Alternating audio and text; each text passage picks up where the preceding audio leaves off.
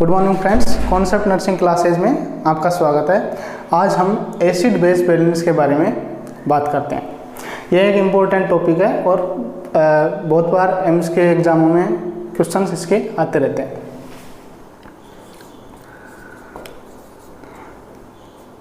Acid base balance,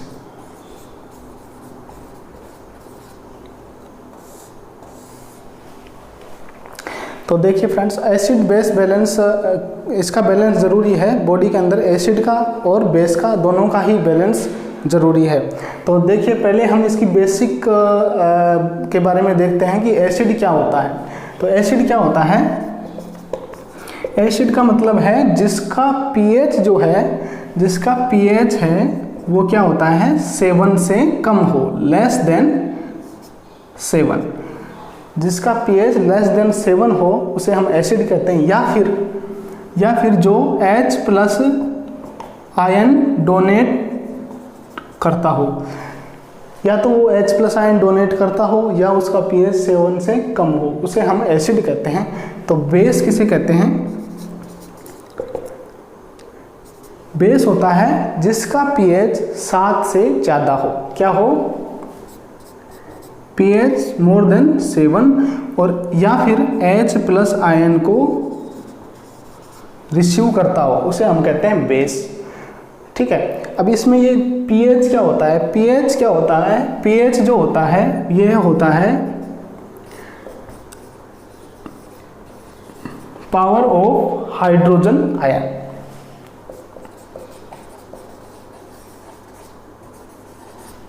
power of hydrogen ion, यानी कि hydrogen ion की जो कंसंट्रेशन है उस पर डिपेंड करता है pH, यानी कि इसका रिलेशन जो होता है pH का,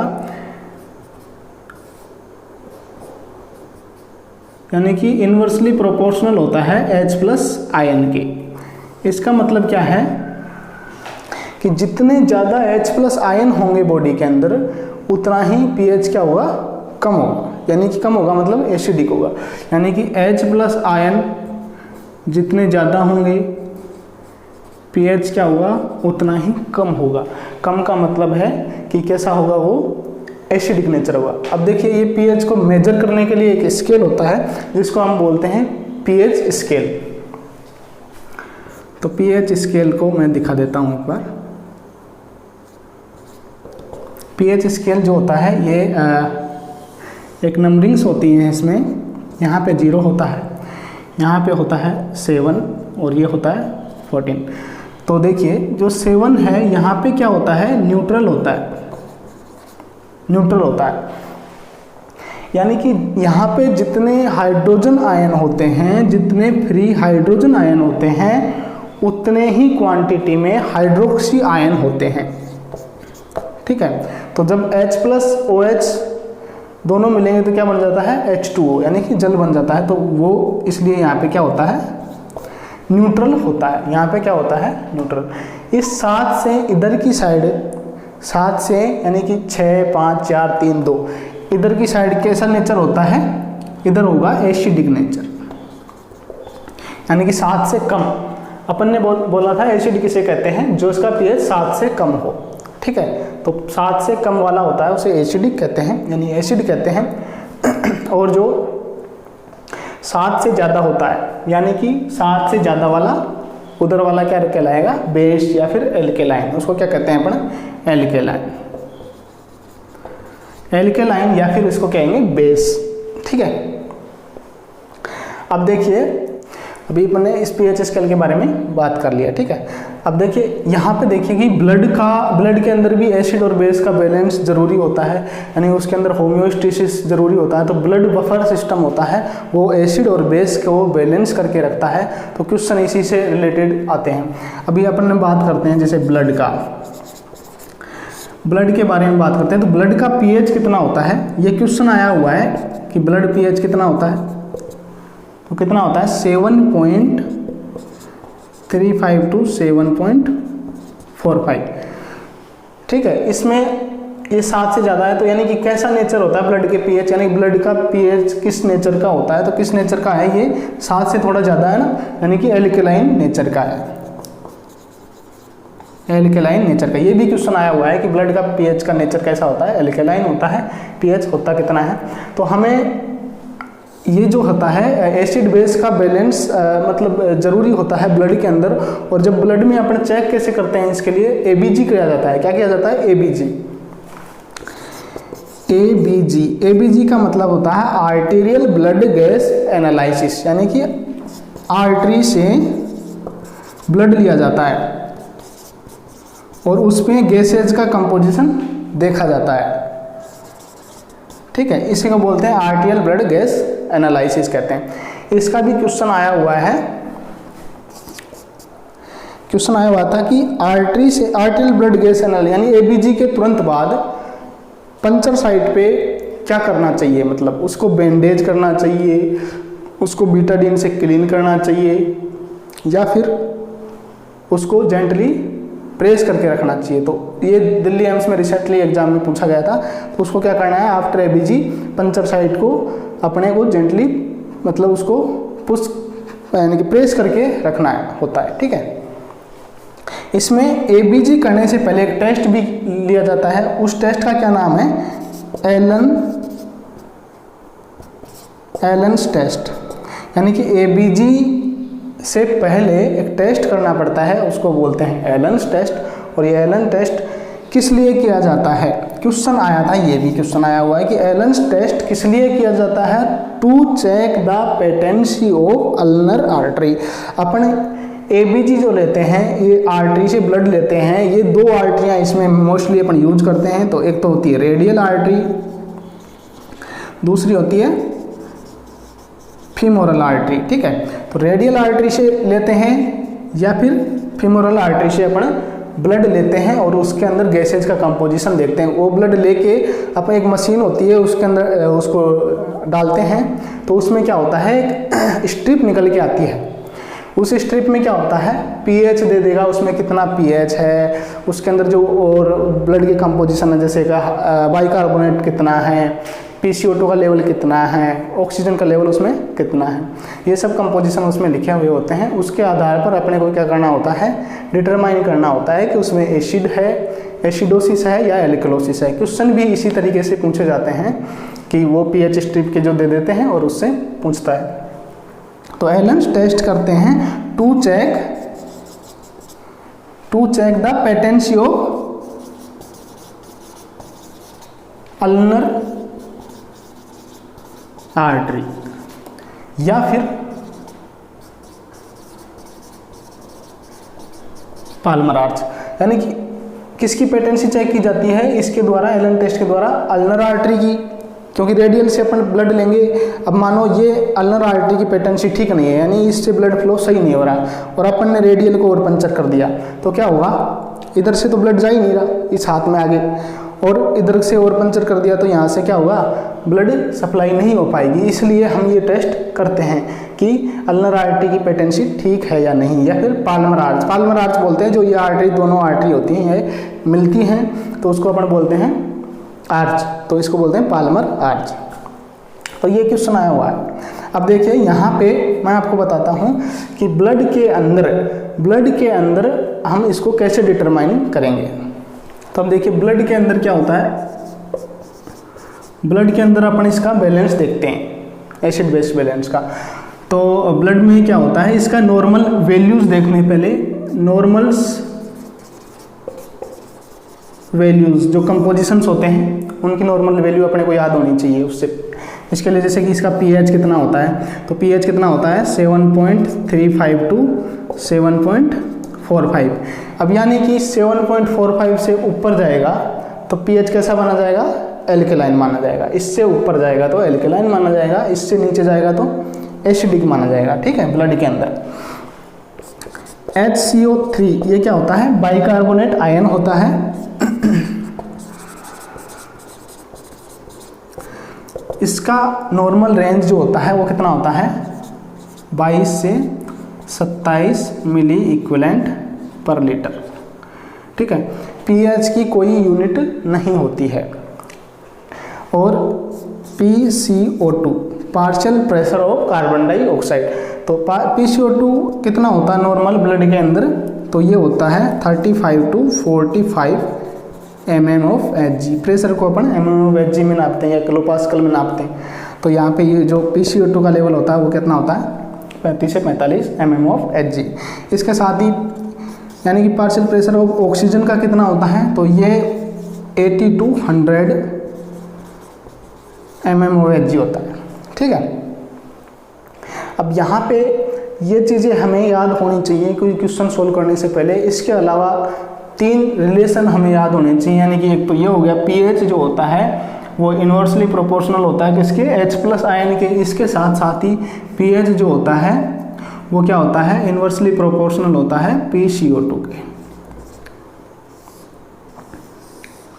यानी कि जितना ज़्यादा PCO2 बढ़ेगा, PCO2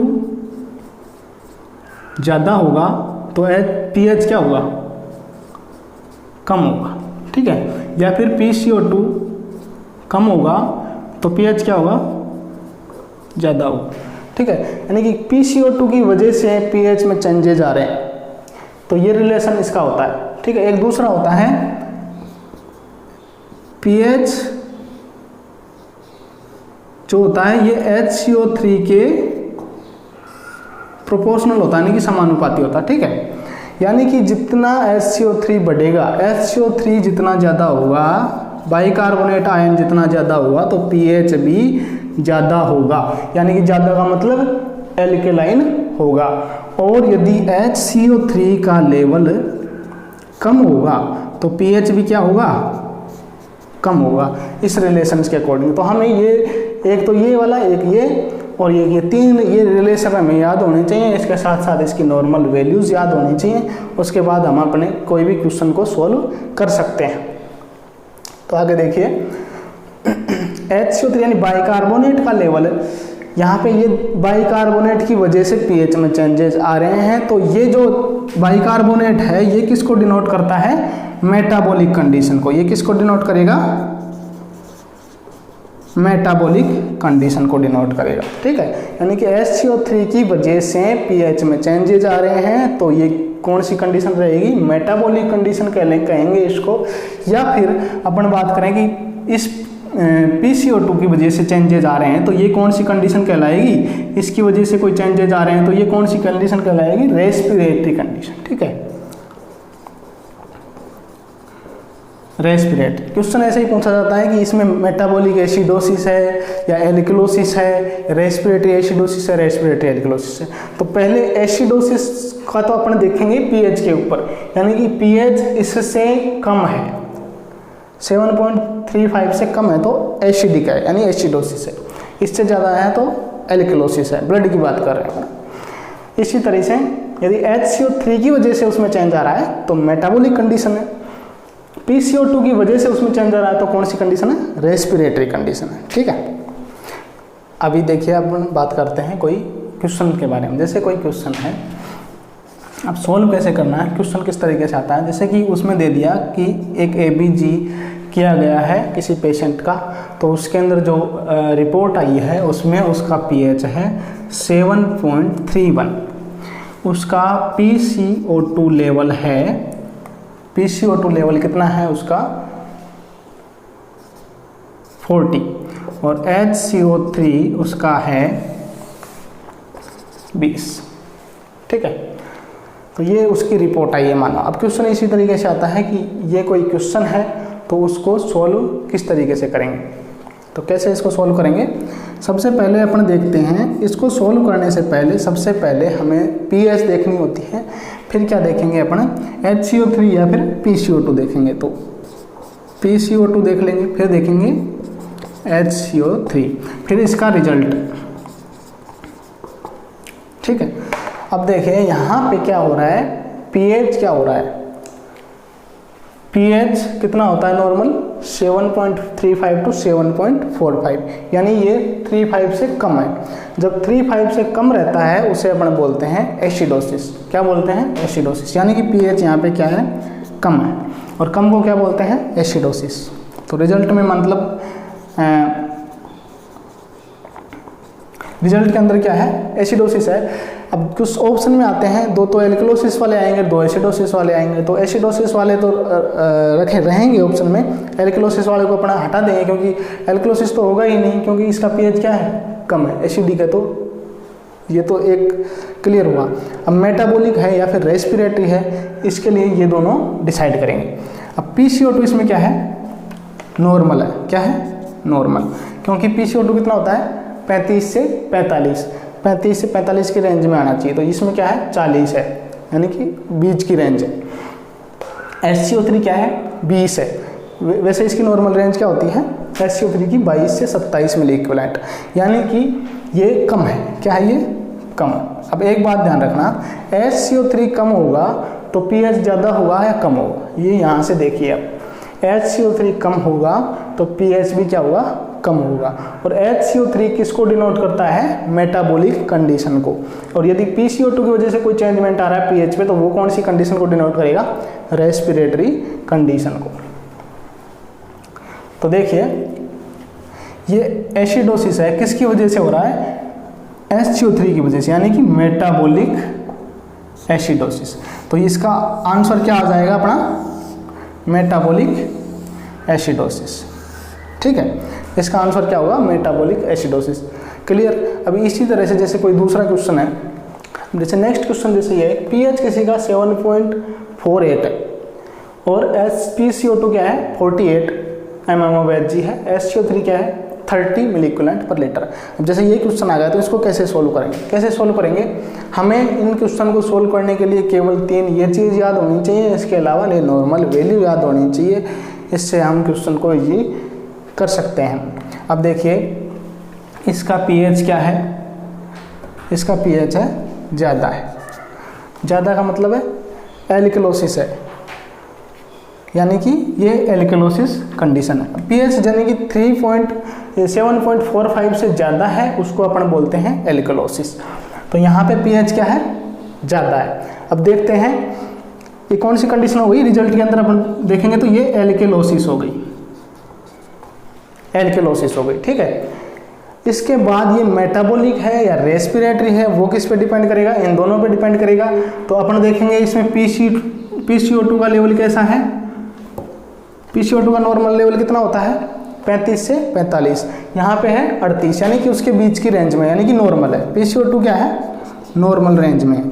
और HCO3 क्या है, इसमें 30 है, यानी कि HCO3 का नॉर्मल लेवल कितना होना चाहिए 22 से 27 मिली इक्विवेलेंट, यानी कि ये HCO3 इसमें बढ़ा हुआ है। अब बताइए HCO3 जब बढ़ता है उसकी वजह से pH बढ़ रहा है, क्योंकि HCO3 जब बढ़ता है तो pH बढ़ता है ना। तो यहाँ पे क्या हुआ, ये एल्कलोसिस कंडीशन है और HCO3 जो है ये बढ़ रहा है, इसकी वजह से हो रहा है। तो HCO3 किसको डिनोट करता है, मेटाबॉलिक कंडीशन को। SCO3 मेटाबॉलिक कंडीशन को डिनोट करता है, यानी कि ये क्या हो गया, मेटाबॉलिक एल्कलोसिस हो गया। इसी तरह से जैसे कि दूसरा कोई क्वेश्चन आता है, क्वेश्चन इसी तरह से अपन सोल्व कर सकते हैं उनको। जैसे कि pH उसका है 7.3, PCO2 उसका माना दे रखा है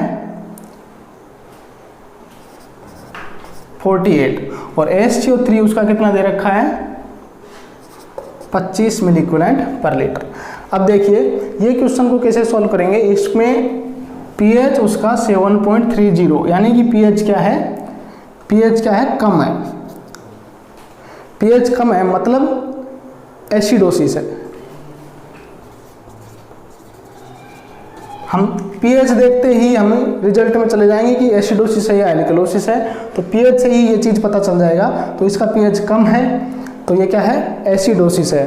दूसरा, अब ये मेटाबॉलिक है या रेस्पिरेटरी है, वो चीज़ डिपेंड करेगी PCO2 पे या फिर HCO3 पे। तो PCO2 का लेवल कितना है इसमें 48 है। नॉर्मल PCO2 का लेवल होता है 35 to 45, यानी कि ये ज़्यादा है, PCO2 का लेवल ज़्यादा है। और HCO3 का लेवल इसमें क्या है, ये नॉर्मल होता है 22 से 27 मिली इक्विवेलेंट पर लीटर, यहाँ पे ये नॉर्मल में ही है, यानी कि 25 है, ये नॉर्मल है। अब बताइए PCO2 बढ़ रहा है उसकी वजह से pH घट रहा है। ये रिलेशन यहाँ पे देखिए, जब PCO2 बढ़ता है तो pH क्या होता है, कम होता है। यानी कि ये कंडीशन किसकी वजह से हो रही है, PCO2 की वजह से हो रही है। यानी कि ये कंडीशन हो गई रेस्पिरेटरी एसिडोसिस, रेस्पिरेटरी एसिडोसिस। क्योंकि PCO2 किसको डिनोट करता है, PCO2 किसको डिनोट करेगा, रेस्पिरेटरी कंडीशन को। तो इस तरीके से ये रेस्पिरेटरी एसिडोसिस इसका रिजल्ट हुआ। अब जैसे दूसरा क्वेश्चन अपन देखते हैं,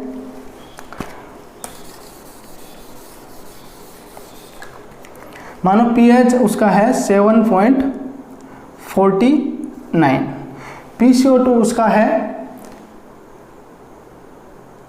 30 और HCO3 उसका कितना है 26। ठीक है, अब देखते हैं इसमें pH क्या है, बढ़ा हुआ है। pH क्या है इसमें, जब pH बढ़ा हुआ है इसका मतलब क्या हुआ, एसिडोसिस हुआ या एल्कलोसिस हुआ, एल्कलोसिस हुआ। तो रिजल्ट में अपन दो ऑप्शन तो वैसे ही हटा देंगे एसिडोसिस वाले, यानी कि क्या रहेगा, एल्कलोसिस। अब देखेंगे इन दोनों के लेवल, PCO2 का देखेंगे और HCO3 का देखेंगे। तो PCO2 का लेवल इसमें कितना है 30, यानी कि क्या है, ये कम है। नॉर्मल रेंज होता है 35 से 45 मिली इक्विवेलेंट पर लीटर, यानी कि इसमें PCO2 का लेवल होता है 35 से 45 mmHg, तो ये 30 है, यानी कि क्या है, कम है। और HCO3 का इसका लेवल क्या है, नॉर्मल है 22 से 27, तो ये है 26, यानी कि नॉर्मल। अब देखिए कौन सी कंडीशन हो गई, PCO2 की वजह से हुआ है, pH बढ़ा है, यानी कि रेस्पिरेटरी एल्कलोसिस ये कंडीशन हो गई। तो ये अपने इस तरीके से इन क्वेश्चंस को कर सकते हैं। सबसे पहले अपने को देखना है pH को देखना है, pH को देखना है, pH को देखेंगे कि pH ज़्यादा है या कम है। ज़्यादा है तो एल्कलोसिस की कंडीशन रहेगी और कम रहेगा तो एसिडोसिस की कंडीशन रहेगी। फिर देखेंगे अपने PCO2 का वैल्यू, फिर HCO3 का वैल्यू देखेंगे। PCO2 में क्या है, PCO2 की वजह से चेंजमेंट आ रहा है तो रेस्पिरेटरी को डिनोट करेगा, और HCO3 की वजह से चेंजमेंट आ रहा है तो वो मेटाबॉलिक कंडीशन को डिनोट करेगा। अब इसके साथ में एक आता है कंपनसेट या पार्शियली कंपनसेटेड, तो उसके बारे में अपन बात करते हैं। तो अब बात करेंगे अपन कंपनसेटेड की बात करेंगे। ठीक है, कंपनसेटेड का मतलब क्या होता है, कंपनसेटेड का मतलब जो pH बढ़ रहा है या घट रहा है तो उसको कंपनसेट करने के लिए बॉडी उसको क्या करना चाहती है, नॉर्मल रेंज में लाना चाहती है, उसको बोलते हैं अपन कंपनसेट। अब देखिए यदि pH PCO2 की वजह से बढ़ रहा है तो उसको कंपनसेट करने के लिए कौन काम आएगा, HCO3, और यदि HCO3 की वजह से बढ़ रहा है तो उसको कंपनसेट कौन करेगा, PCO2। ठीक है, यहाँ पे एक क्वेश्चन और आता है, वो बताते हैं कि permanent regulation acid base balance का कौन करता है। तो परमानेंट रेगुलेशन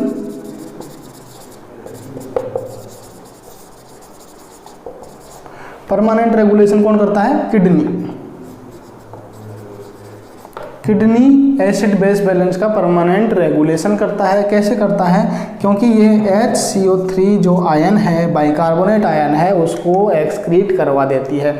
यदि HCO3 का एक्सक्रीट करवाएगी तो HCO3 का लेवल क्या होगा, कम होगा, pH कम होगा। यदि pH कम है, बॉडी में pH कम है तो ये क्या करती है, उसका रीएब्जॉर्प्शन करवा देती है, यानी उसको एक्सक्रीट होने से बचाती है।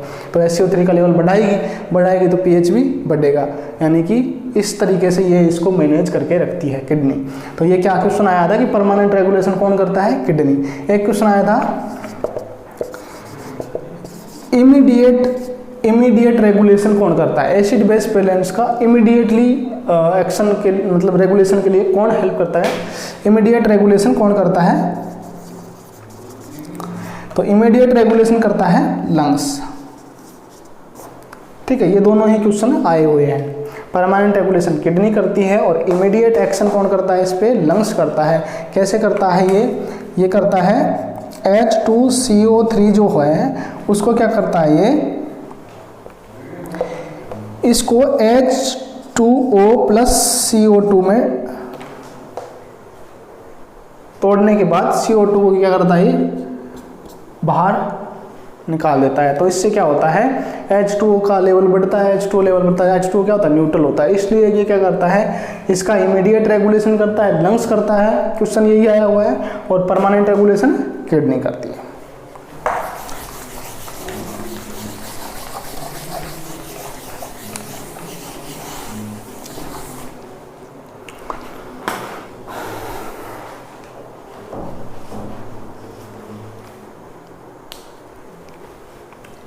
अभी देखते हैं कंपनसेटेड में। कंपनसेटेड में क्या होता है कि जब इसमें क्या होता है, पीएच जो होता है उसको नॉर्मल लेवल में लाने की कोशिश की जाती है। नॉर्मल लेवल यानी कि 7.35 टू 7.45 के बीच में लाने की कोशिश की जाती है कंपनसेटेड। तो जैसे कि एक उदाहरण दे देते हैं, क्वेश्चन देख लेते हैं कि एक क्वेश्चन है, जैसे कि एक पीएच है 7.35 और PCO2 उसका है 49 mm of Hg और HCO3 उसका है बाइकार्बोनेट आयन जो है उसमें कितना है, ये उसके अंदर है 28 मिली इक्विवेलेंट पर लीटर। अब ये क्वेश्चन आ गया, मानो ये क्वेश्चन आ गया, तो इसको कैसे सोल्व करें। इसको सोल्व करने के लिए सबसे पहला अपने देखा जाता है कि पीएच, मैंने बताया था सबसे पहले पीएच देखो एसिडोसिस है या एल्कलोसिस है। तो यहाँ पे पीएच क्या है, पीएच यहाँ पे नॉर्मल कंडीशन में आ गया, ठीक है, पीएच है यहाँ पे नॉर्मल। लेकिन लो लेवल पे, कौन से लेवल पे, लो लेवल पे, यानी कि एक भी नीचे चला गया, यानी 7.34 हो गया, तो कैसा हो जाएगा, ये एसिडिक में चला जाएगा ना। तो ये लो लेवल पे। और HCO3 यहाँ पे क्या है, HCO3 कितना है यहाँ पे 28 है, यानी कि ये ज़्यादा है, क्या है, ये ज़्यादा है, थोड़ा सा ज़्यादा है, ठीक है, इसको 29 मान लो आप। HCO3 क्या है यहाँ पे ज़्यादा, और PCO2 का लेवल जो है वो क्या है 49, यानी कि ये भी क्या है ज़्यादा है। अब बताइए पीएच तो नॉर्मल है, इन दोनों का लेवल एबनॉर्मल है। अब ये कंडीशन कौन सी है, ये कंडीशन कहलाती है कंपनसेटेड, यानी कि पीएच को नॉर्मल लेवल में लाया गया है कंपनसेट करके। तो इसमें देखो अब ये इसका रिजल्ट क्या रहेगा, इसका रिजल्ट रहेगा, देखो पीएच क्या है इसमें कम है, मतलब एक लो लाइन पे है। तो लो लाइन पे है तो HCO3 बढ़ता है तो पीएच क्या होता है, बढ़ता है। अपन ने देखा ये रिलेशन, HCO3 बढ़ेगा तो पीएच क्या होगा, बढ़ेगा। तो यहाँ पे इसकी वजह से, यानी ये बढ़ रहा है तो इसकी वजह से पीएच बढ़ना चाहिए, है ना, लेकिन यहाँ पे पीएच क्या है थोड़ा लो लेवल पे। PCO2 बढ़ रहा है, PCO2 क्या है 49, ये बढ़ रहा है। PCO2 जब बढ़ता है तो उसकी वजह से पीएच क्या हुआ, कम होता है, यानी कि ये PCO2 की वजह से pH कम हुआ था, उसको कंपनसेट किसने किया है, HCO3 ने किया है। समझ में आया। तो ये क्या है, एसिडोसिस की कंडीशन है, एसिडोसिस, क्योंकि ये लो लेवल पे है, ये 7.35 से नीचे था, लेकिन इसने HCO3 ने बढ़ा के इसको थोड़ा ऊपर लाया है, क्योंकि HCO3 बढ़ेगा तो pH बढ़ेगा ना। तो ये हो गया एसिडोसिस हो गया। कौन से वाला एसिडोसिस होगा, ये रेस्पिरेटरी की वजह से हो रहा है। किसकी वजह से हो रहा है, रेस्पिरेटरी, क्योंकि पीएच ये जो PCO2 बढ़ रहा है तो पीएच क्या होता है, कम होता है, और ये बढ़ने के कारण इसमें एसिडोसिस की कंडीशन ला दी। फिर HCO3 ने क्या किया, इस HCO3 बढ़ के इसके लेवल को क्या कर रहा है, बढ़ा रहा है, यानी कि एल्कलोसिस में ले जा रहा है, नॉर्मल रेंज में ले जा रहा है। तो ये क्या हो गया, कंपनसेटेड, क्या हुआ ये, कंपनसेटेड रेस्पिरेटरी एसिडोसिस। ठीक है, तो इस क्वेश्चन से ऐसे ही क्वेश्चन अपने जैसे दूसरा देख लेते हैं, कंपनसेटेड मेटाबॉलिक एसिडोसिस का, कंपनसेटेड रेस्पिरेटरी एल्कलोसिस का, तो वो देखते हैं। जैसे कि माना पीएच जो है, पीएच क्या है यहाँ पे 7.45, PCO2 है 30 और HCO3 यहाँ पे क्या है, HCO3 क्या है यहाँ पे 20। हाँ, तो ये क्वेश्चन है। जैसे अब इसको सोल्व कैसे करेंगे, इसको सोल्व करेंगे, सबसे पहले अपना देखेंगे पीएच। पीएच क्या है इसमें, नॉर्मल लेवल में है। क्या है, नॉर्मल लेवल में है, लेकिन इसके अंदर कौन सा लेवल पे है, थोड़ा यानी कि हाई लेवल पे है ना, यानी कि हाई रेंज की नॉर्मल लेवल पे, यानी कि 1 20 से ज़्यादा हो तो एल्कलोसिस की कंडीशन होता है। तो क्या है, हाई लेवल पे है, ठीक है, नॉर्मल है लेकिन हाई लेवल वाला। अब यहाँ पे HCO3 देखेंगे अपना, HCO3 कितना है यहाँ पे, 20 है। 20 का मतलब यानी कि ये क्या है, नॉर्मल से कम है। नॉर्मल कितना होता है, 22 से 27 मिलीक्यूलेंट पर लीटर। तो HCO3 कितना है यहाँ पे, थोड़ा कम है, डिक्रीज। अब जब HCO3 कम होता है तो pH क्या होता है, pH भी कम होता है, क्योंकि ये अपन ने रिलेशन देखा, HCO3 कम होता है तो pH भी कम होता है। अब देखा अपन ने PCO2 का लेवल, PCO2 क्या है इसमें, 30 है, PCO2 30, यानी कि PCO2 कितना होता है, 35 to 45। यहाँ पे भी PCO2 भी क्या है, कम है। तो अब देखिए ये कम है, PCO2 जब कम होता है तो pH कैसा होता है, pH ज़्यादा हुआ, pH ज़्यादा हुआ, यानी कि इसकी वजह से pH ज़्यादा हुआ, फिर HCO3 ने उसको क्या किया, कंपनसेटेड किया। HCO3 ने कम होके उसको कंपनसेटेड किया और उसको नॉर्मल लेवल में लेके आया। तो ये क्या कंडीशन कहलाएगी, देखो ये नॉर्मल है, हाई लेवल पे, यानी कि एल्केलोसिस की तरफ जा रहा है। किधर की जा रहा है, एल्केलोसिस। अब मेटाबॉलिक वाला है या किसकी वजह से हो रहा है, ये वजह से किसकी से हो रहा है, PCO2 की वजह से हो रहा है। यह कैसे पता चलता है अपने को कि ये HCO3 की वजह से हो रहा है या PCO2 की वजह से हो रहा है, तो इसके लिए हमें ये चीज़ देखनी पड़ती है। यानी कि जब PCO2 बढ़ रहा है तो pH क्या होना चाहिए, कम होना चाहिए, लेकिन और PCO2 कम हो रहा है तो pH क्या होना चाहिए, ज़्यादा होना चाहिए। तो यहाँ पे PCO2 क्या है, कम हो रहा है, तो pH क्या होना चाहिए, ज़्यादा होना चाहिए। तो यही कंडीशन यहाँ पे हो रही है, हाई लेवल पे पहुँच रहा है ना।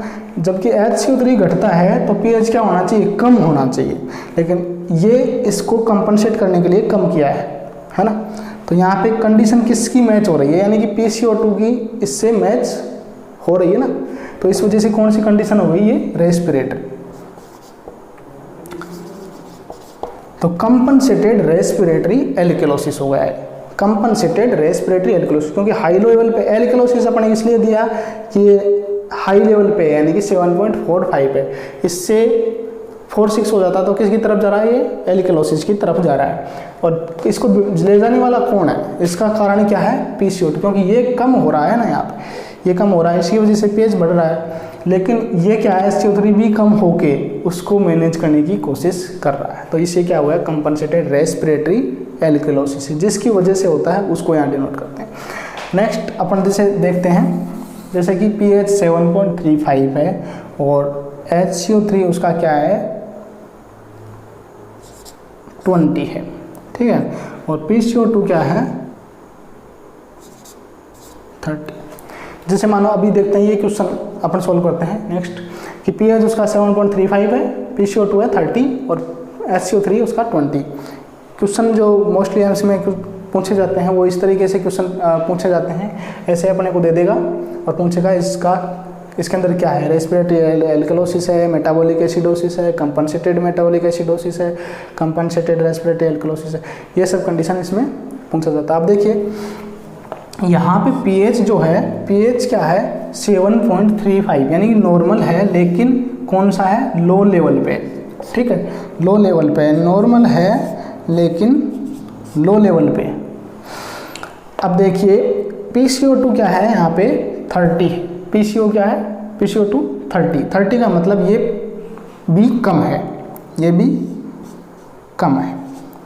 और HCO3 क्या है यहाँ पे, 20 है, यानी कि ये भी क्या है, कम है। अब यहाँ पे देखना पड़ेगा कि HCO3 कम होता है तो pH क्या होता है, कम होता है। तो HCO3 कम होने के कारण यहाँ पे pH कम हो रहा था, तो PCO2 ने क्या किया, PCO2 कम होके इसके लेवल को बढ़ाने की कोशिश किया और नॉर्मल लेवल पे लेके आया। PCO2 कम होगा तो बढ़ेगा ना। अब देखिए यहाँ पे क्या, कौन सी कंडीशन है, जब लो लेवल पे है तो एसिडोसिस की तरफ जा रहा है, तो यानी कि एसिडोसिस। अब ये कौन सा है, कंपनसेटेड है लेकिन मेटाबॉलिक है या फिर रेस्पिरेटरी है, ये चीज़ देखेंगे। तो ये चीज़ देखने के लिए क्या करेंगे कि इनका रिलेशन देखते हैं। HCO3 कम होता है तो ये भी कम होता है, यानी कि एसिडोसिस की तरफ जाता है। यानी कि ये कौन सा कंडीशन है, इसका मतलब HCO3, यानी HCO3 किसको डिनोट करेगा, मेटाबॉलिक को।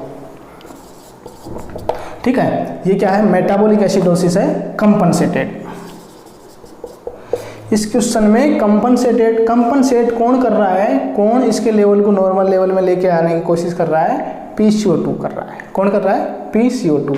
ऐसा ही क्वेश्चन आता है पार्शियली कंपनसेटेड। पार्शियली में क्या होता है, जब ये लेवल नॉर्मल लेवल पे नहीं पहुंच पाता है, ये लेवल नॉर्मल लेवल पे नहीं पहुंच पाया, यानी कि ये लेवल जैसे कि 34 रह गया या 33 रह गया, तो ये क्या है, पार्शियली कंपनसेटेड हो जाता है। ये क्या हो जाता है, इसके अंदर देखो pH क्या है, कम है, अब इसमें नॉर्मल नहीं रहा, क्या रहा, कम रह गया, pH क्या हो गया इसमें, कम। और PCO2 कम है ही, HCO3 भी कम है, तीनों की लेवल डिक्रीज है, तो ये क्या हो जाता है, पार्शियली कंपनसेटेड मेटाबॉलिक एसिडोसिस। एक मैं इसके लिए ट्रिक बताता हूँ कि जब तीनों का वैल्यू कम होता है, pH, PCO2 और HCO3, तो वो क्या कहलाता है, पार्शियली कंपनसेटेड मेटाबॉलिक एसिडोसिस। और जब तीनों का वैल्यू ज़्यादा होता है तो वो कहलाता है पार्शियली कंपनसेटेड मेटाबॉलिक एल्केलोसिस। ये चाहे आप इसको सोल्व करके भी देख लेना, जब तीनों का लेवल ज़्यादा होगा तो पार्शियली कंपनसेटेड मेटाबॉलिक एल्केलोसिस रहेगा वो कंडीशन, और जब तीनों का लेवल कम रहेगा तो पार्शियली कंपनसेटेड मेटाबॉलिक एसिडोसिस की कंडीशन रहेगी। इसी तरीके से नेक्स्ट क्वेश्चन और देख लेते हैं। अब नेक्स्ट एक क्वेश्चन और देख लेते हैं अपन, जैसे कि pH उसमें दे रखा है, क्वेश्चन में दे रखा है कि 7.35 है, PCO2 50 है और HCO3 माइनस कितना है, 30 मिली इक्विवेलेंट पर लीटर।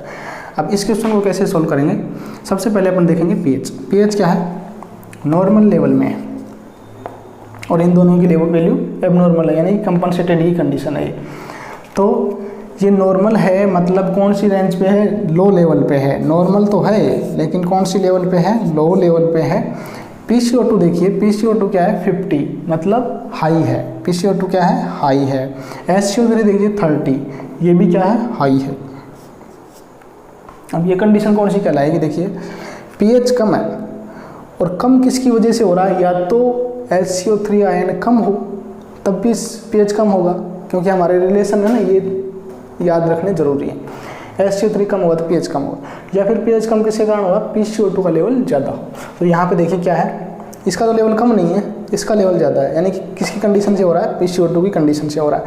तो यानी कि ये कंडीशन कौन सी कहलाएगी, रेस्पिरेटरी। PCO2 किसको डिनोट करेगा, रेस्पिरेटरी को। तो ये क्या है, लो लेवल पे है, यानी कि एसिडोसिस। एसिडोसिस कौन सा वाला है, रेस्पिरेटरी, क्योंकि ये बढ़ रहा है तब इस वजह से घट रहा है, ठीक है। और कंपनसेटेड, क्योंकि ये इसको कंपनसेट करने की कोशिश कर रहा है, ये ज़्यादा होगा तो ये क्या करेगा, ये भी ज़्यादा होने की कोशिश करेगा, यानी कि 3-4 था, मानो 3-4 को 3-5 है, 3-5 से नीचे ना चला जाए, 3-5 से नीचे ना चला जाए, इसलिए ये क्या बढ़ रहा है, थोड़ा ऊपर इसको बढ़ा दे, यानी कि लेवल में इसको बनाए रखे। तो ये हो गया कंपनसेटेड रेस्पिरेटरी एसिडोसिस की कंडीशन हो गई। आपको एक क्वेश्चन देता हूँ मैं लास्ट में, जैसे कि ये क्वेश्चन है, इसको आप कमेंट में बताइए। pH उसका है 7.454, HCO3 है उसका 25 और PCO2 का लेवल है उसका है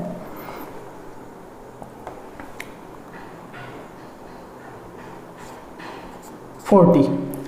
एक क्वेश्चन है कि pH उसका 7.40 है, HCO3 है उसका 25 मिली इक्विवेलेंट पर लीटर है और PCO2 का लेवल है 40 mm ऑफ Hg।